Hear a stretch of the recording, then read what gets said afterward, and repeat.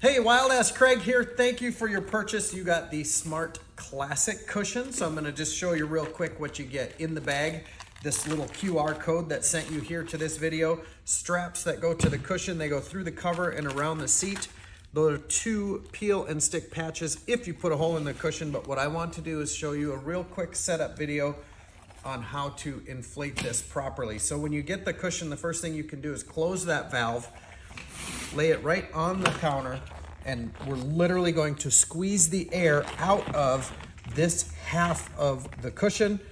And what we want to do is start you off actually with that much air. That's going to be about right. Believe it or not, that's probably going to be too much. If you feel that little bit of a wobbly or unstable feeling, you're going to let some air out simply by opening the valve and closing it quickly when you're sitting on it.